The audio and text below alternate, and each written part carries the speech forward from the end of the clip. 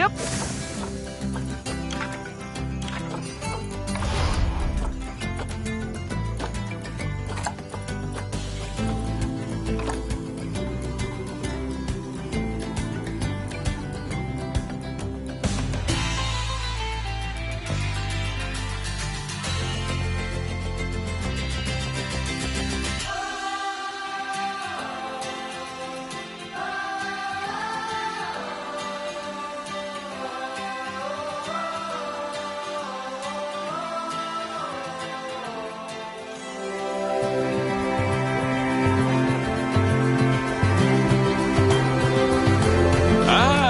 Heyo at Hematu. Yeah. Sorry about that. I have a habit of slipping back into the Planko language. It's good to finally meet you in person. I'm Bernard, although I insist you call me Bernie. The only person who calls me Bernard is my wife. And even then, only when I've tracked elephant dung into the carpets. As you know, I own several zoos, but I always like to show people the ropes here at my home. This is the first zoo I ever opened, and a source of great pride for me. And prides, thanks to a lion breeding program we ran in the 80s.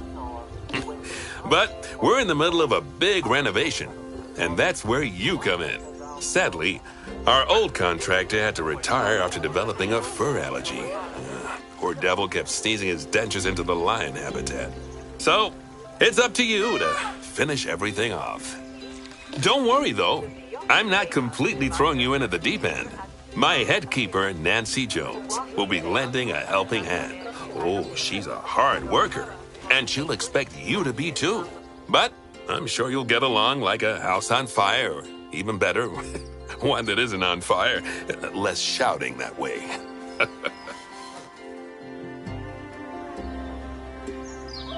Hello there. From that rosy, fresh face of yours, I'm guessing you're Bernie's new hire. Good. Now, I hope you're ready to ditch your diploma because we're about to get really hands-on. But before we begin the real work, how about we familiarize you with the zoo by learning how to fly around it and visiting some of our beautiful animals.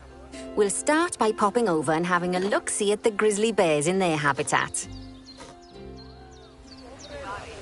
Did you know that grizzly bears, also known as Ursus arctos horribilis, can hibernate for up to 7 months a year? But then again, given the chance, I think a lot of people would do that too. Select one of the bears and you'll bring up its information panel.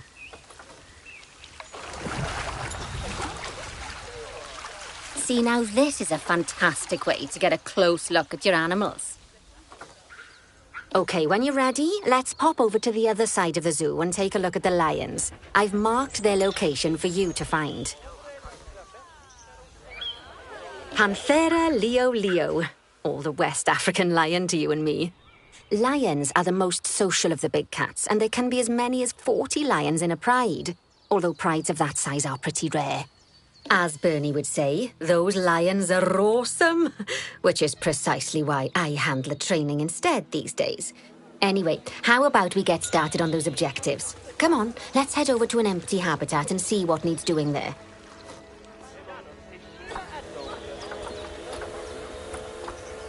As you can see, it's a lovely space for animals, but it's missing a certain something.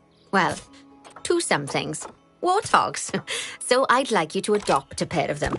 To adopt animals, we need to open the animal market, which is in the animal trading section.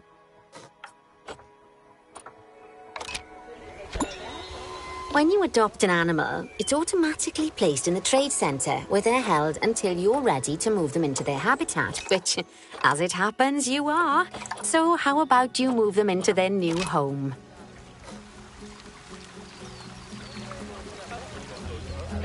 When you ask for an animal to be moved into a habitat, your caretakers will go to the trade center, collect your animal, and deliver them to your selected habitat. I've marked the trade center's location, so let's go and watch the caretakers in action.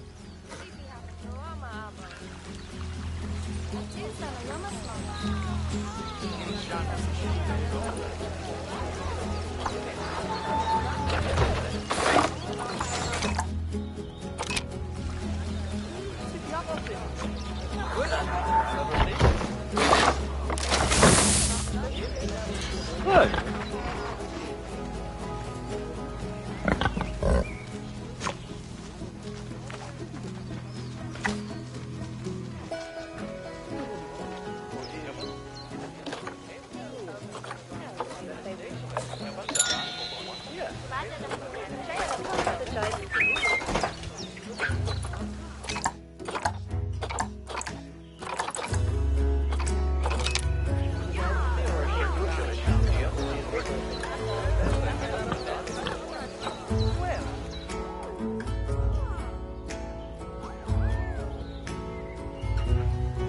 Well, as you can see, those caretakers don't hang about. They'll move those animals to their destination as fast as possible. Of course, normally we'd have to place the animals into quarantine before moving them into a habitat, but I am assured by a person of good standing that these warthogs are in the very rudest of health. Right, let's get the warthog's habitat finished up so we can keep them nice and happy. You see, each animal in the zoo has an overall welfare statistic, basically how happy they are. And that overall welfare statistic is itself comprised of 4 different areas: nutrition, social health, habitat, and enrichment. Luckily, if you select an animal, you'll bring up their animal welfare information panel, which we saw earlier, where you can see how they're doing. That way, you'll know exactly what areas need to be addressed. Don't worry if that's a lot to remember. You can always check the Zoopedia for more information.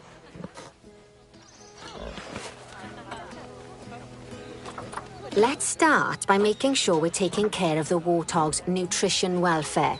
To do this, we'll need to place a food station and a drinking station. Now, each animal requires a different type of feeding station. And for the warthogs, it's a small feeding trough. So let's add one of those and a water bowl.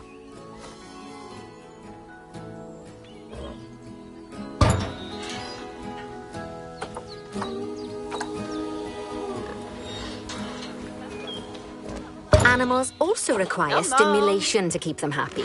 Let's add a lovely mud bath for the warthogs to roll around in. That bath will count towards their enrichment welfare, specifically their toy enrichment welfare.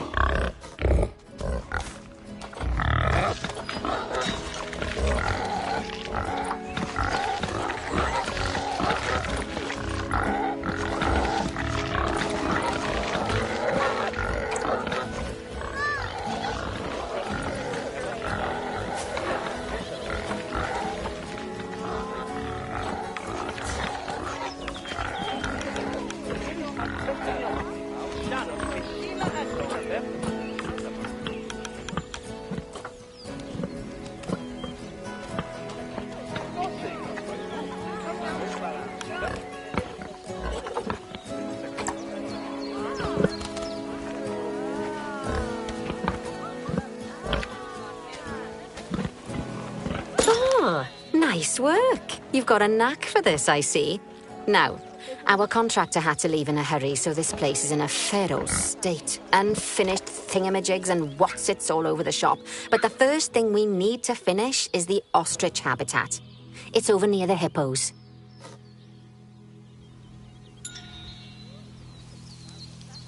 Oh, before we actually start building our ostrich habitat, let's pause time for a moment. That's more like it. A quick break. Sometimes it's a good idea to pause the game whilst you're doing something which requires your concentration, because it'll stop the zoo spinning out of control while you're looking the other way. Let's keep the game paused while we get this ostrich habitat built. Okay, job number 1 here is to add a habitat gate before we complete the barrier. Every habitat needs a habitat gate.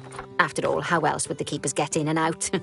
Just make sure it's hooked up to the path so the keepers can reach it.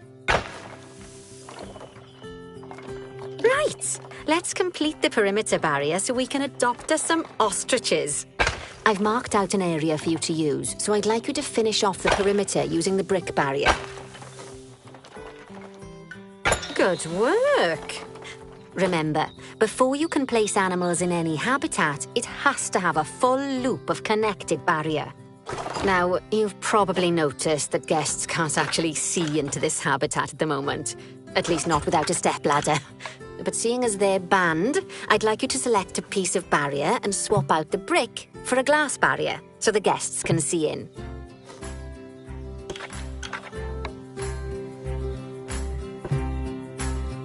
There we go. Adding in more windows gives guests even more opportunities to see the animals in a habitat. It's always best to make sure the guests can get a good view into a habitat from the path they're walking on, because it makes them happy, and because this would be a pretty terrible zoo if they couldn't. The last thing we need to do is to add a donation box. You see, when guests enjoy the view of an animal, they'll make a donation. Just make sure you put them in easy-to-reach places, like near a viewing point. Donation boxes are one of the main sources of income for the zoo, so make sure you remember them. Now, before we adopt our ostriches, you should unpause time. After all, if time's paused, then so are our caretakers, which will make it a bit tricky for them to deliver the ostriches.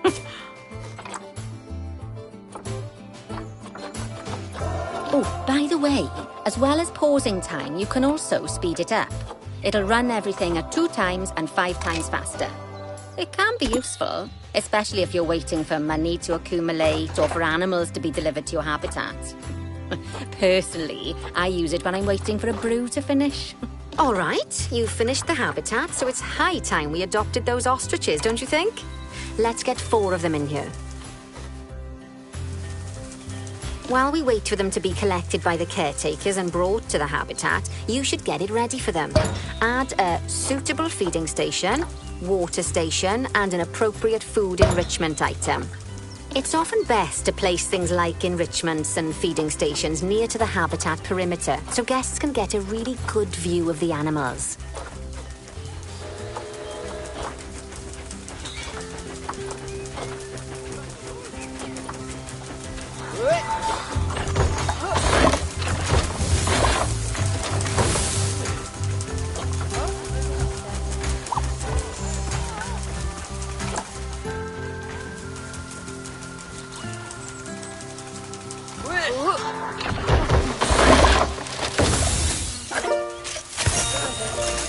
Oh, good to see the ostriches have somewhere they can really stretch their legs.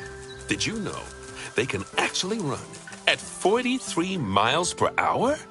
Oh, heaven forbid they ever escape. The speed camera fines alone would bankrupt us.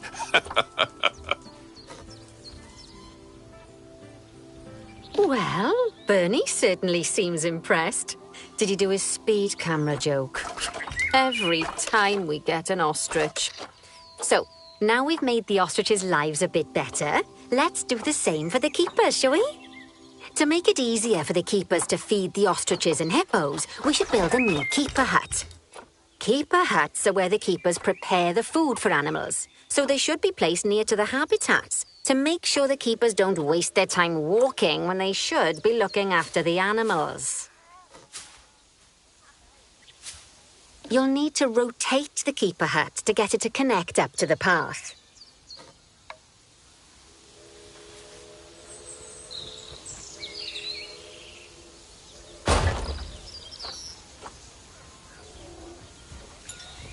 This keeper hut only has space for 1 keeper, but the larger keeper hut can allow multiple keepers to prepare food at the same time. Oh, but bear in mind that keeper huts and other staff facilities shouldn't be placed near to areas where there are lots of guests. Guests don't like seeing facility buildings, and it can affect their happiness. Negatively. In case that wasn't clear. Something that all facilities, shops, and a whole host of other objects need is power. And that obviously includes your newly built keeper hut. So let's place a transformer next to it, shall we?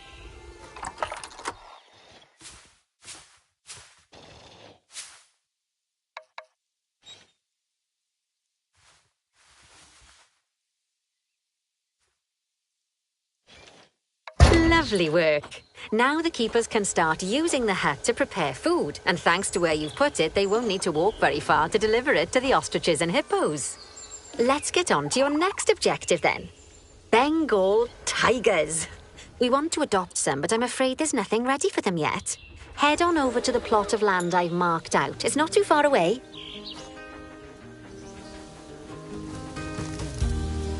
Righty, your next job is to build a habitat. From scratch. And concrete and glass, I expect. So, go ahead and build it. Just make sure that the habitat includes that big hole we've dug. Oh, and don't forget to add a habitat gate to the barrier.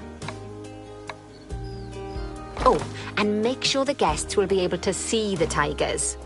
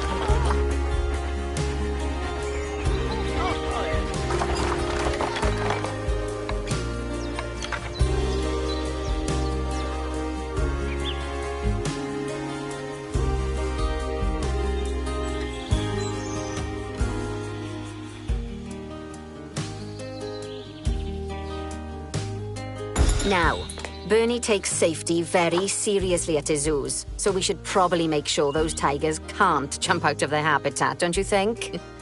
The way we'll do it is by changing the height of the habitat's barrier. Okay then, let's select the habitat barrier and then jump into barrier editing mode.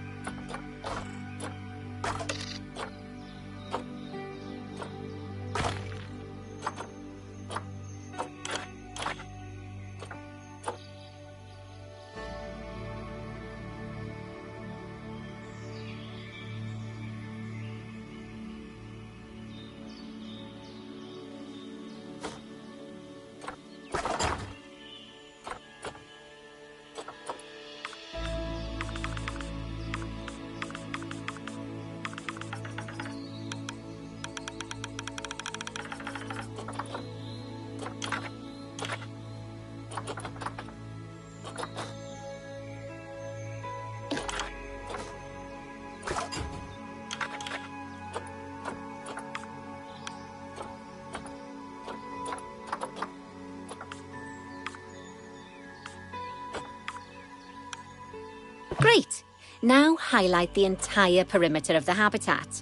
You can do that by selecting fence segments one by one, or select one and hold to use the multi-select mode.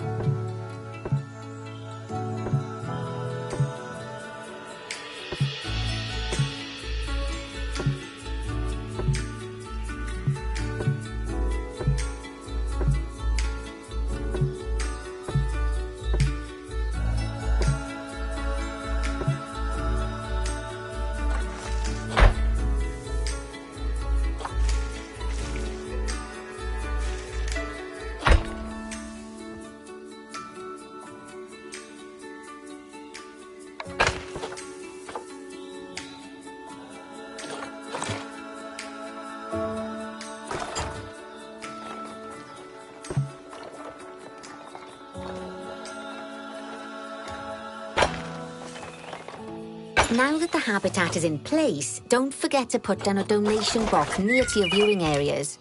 We need every dollar we can get.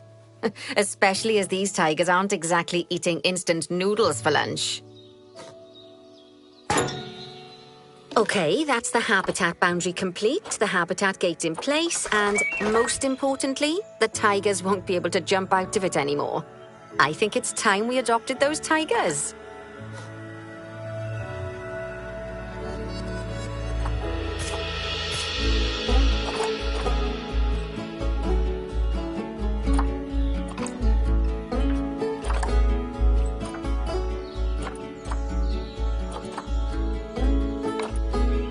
Whilst our trusty caretakers collect and deliver the tigers, let's take a look at preparing the habitat for their arrival. We'll start with the basics. Add a suitable feeding station for them.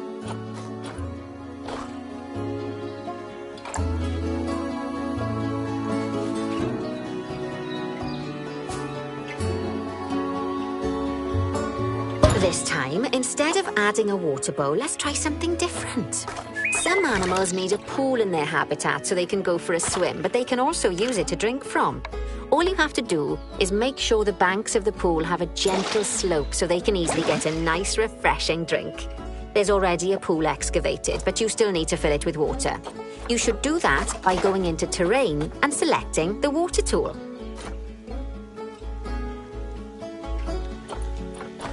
Yes, that'll do nicely. Of course, just like the warthogs and ostriches, these tigers will also need some enrichment. Why don't you add some suitable toy and food enrichment items into their habitat?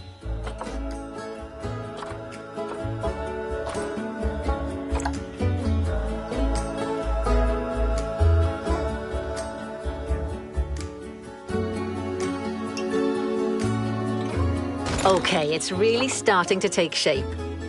Now, the tigers will need a shelter in their habitat so they can hide from the guests, or more likely, the bad weather. Although given that we're in England, you might want to think of that just as normal weather. Go on, add a shelter to their habitat. You can either build one from various suitable bits and bobs, or if you like, just pop down the blueprint that I've already built for you.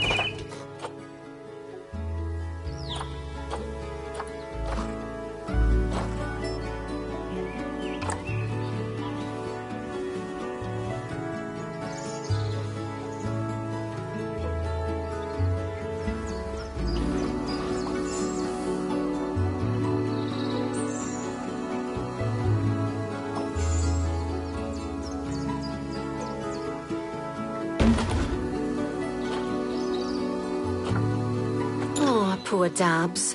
I'm sure it can't have escaped your attention that the tigers look a bit miffed. That's because they aren't too keen on the type of terrain in their habitat. Select a tiger and bring up its information panel.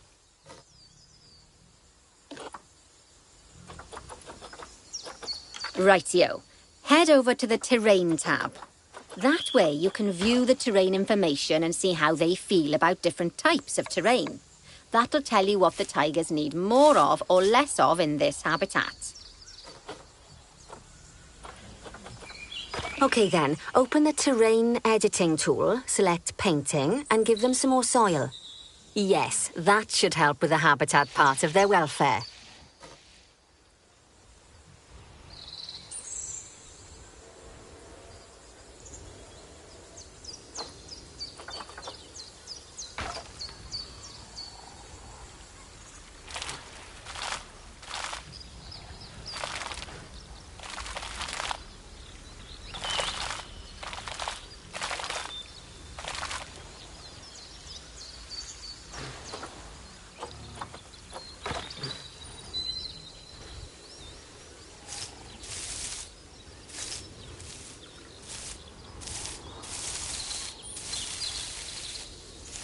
Right then, all animals need plants and trees from their own biome or continent. You know, deserts, savannas, or Asia, Europe, that sort of thing.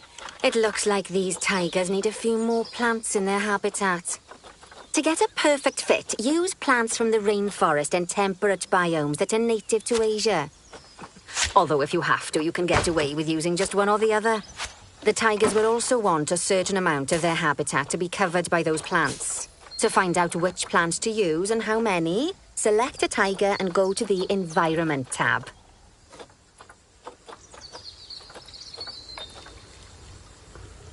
Now, as you can see, some of the plants currently in the habitat aren't quite right for the tiger, like the wattle bushes. You can remove them if you want. You can find all of the plants you need in the nature section, and you can use the filters to only show the types of plants you want to see. In this case, that's plants from the rainforest or temperate biomes.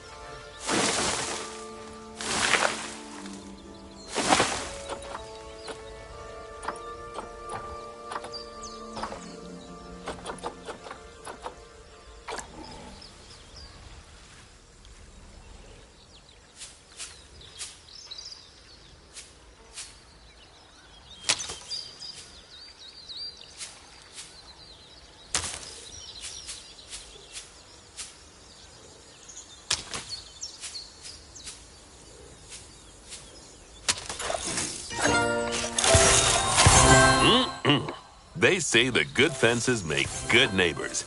I guess that's doubly true when one of the neighbors is a Bengal tiger. Still, those tigers look so happy that I doubt they'd leave, even if you did poke a hole in their fence. Oh, but for heaven's sake, don't test that theory.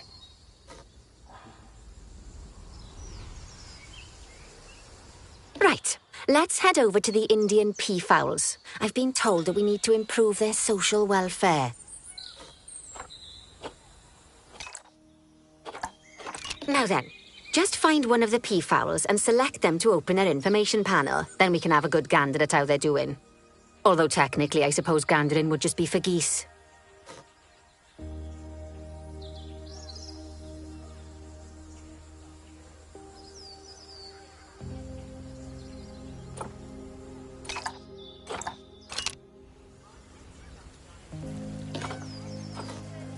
Expand their social welfare and we can get a bit more detail.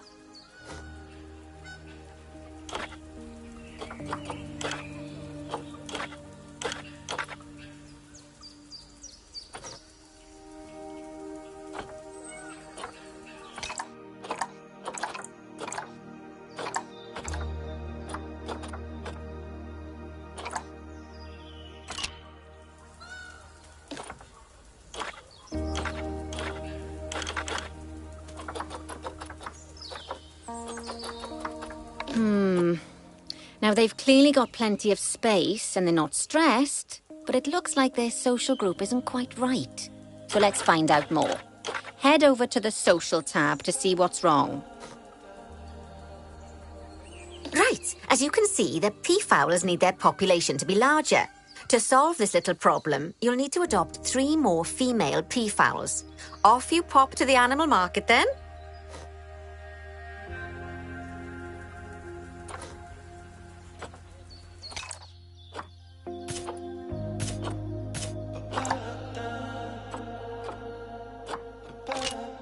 Good work on those peafowls. I expect they'll be delivered soon.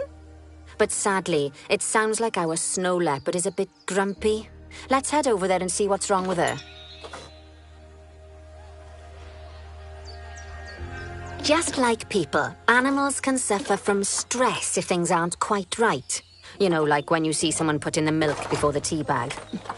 In the case of these snow leopards, they're a bit stressed by their lack of privacy. You can lower their stress levels by swapping out the normal glass barrier by their cave for one-way glass. It's not a cheap option, but I think they're worth the expense, don't you? This will give the snow leopards somewhere to go when they want to get away from the prying eyes of the guests. Of course, when an animal isn't in its natural biome, it's probably going to be too hot or too cold. Unsurprisingly for the snow leopards, it's too hot. Even with the terrible British weather, you should help cool it down by adding some coolers to their habitat. But let's start by opening up the temperature heat map and having a look-see at the temperature in the leopard's habitat.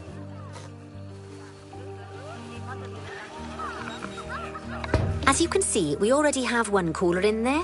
Let's pop some more down and get as much of the habitat as chilly as we can. Luckily for us, this habitat already has power, but you'll need to make sure of that in the future. Just so you know, if any part of a habitat is powered, then the whole habitat will be powered.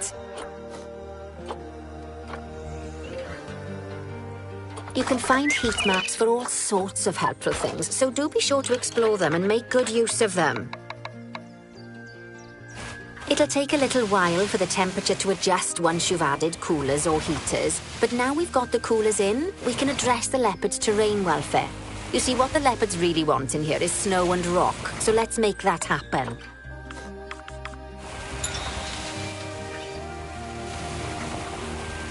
Now then, all of that should give you a pretty good understanding of how to make animals happy.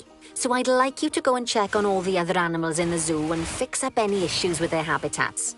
That'll increase the average welfare of the animals across the whole zoo. And that average welfare is a very important statistic. Now, to quickly see how all your animals are doing in the zoo, you should head to the animal section of the zoo management screen.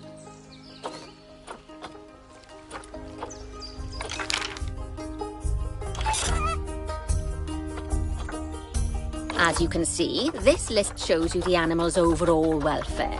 So if something's amiss, then you can quickly pop over to them using the locate tool. Right, I'm off for a cuppa while you make sure all the animals are well looked after.